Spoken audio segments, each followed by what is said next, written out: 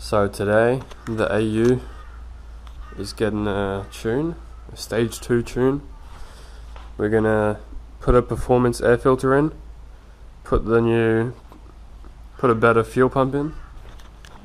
So we got the old one out, and we got a Walbro 255 here.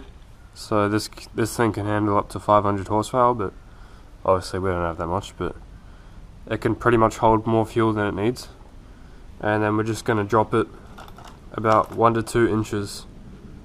So that's where the stock pump was, but we're just going to get some zip ties, and then just hang it about 2 inches down so we can pick up more fuel, and then it can prevent surging. And then we got a J3 chip from TI Performance that we're going to chuck in the ECU, and then it should give it a nice performance tune. So get some gains from it. Got the angle lock from last video, so we'll see how that goes at the track with the tune.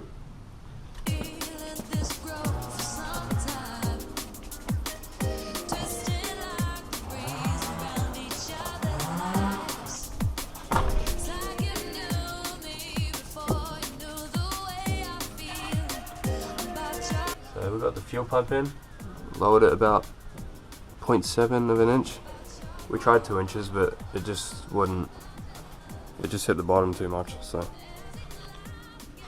0.7 of an inch, and it's hitting the bottom of the tank now. So hopefully no more surge.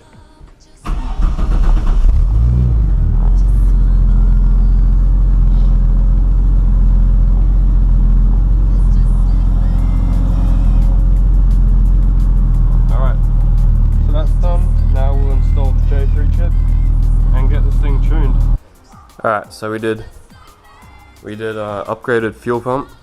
We chucked in a performance air filter. So it's now time to chuck in the J3 chip, which will give us a tune. Now here's the ECU. Normally you'd have to, there's like a board right here, and normally you'd have to sand that. But the previous owner, pretty sure the previous owner had a chip already in here.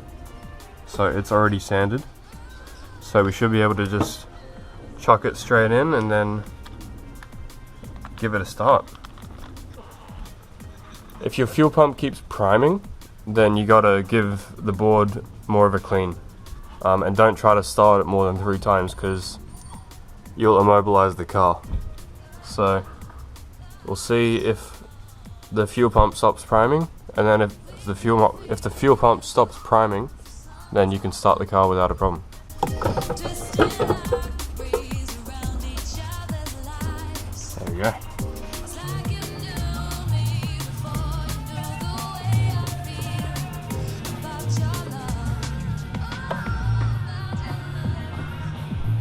That easy, huh?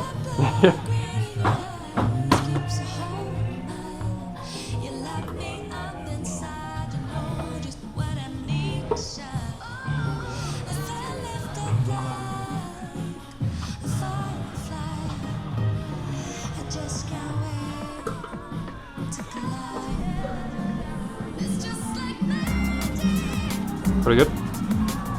Yeah, pretty damn good to me. Yeah, it's good.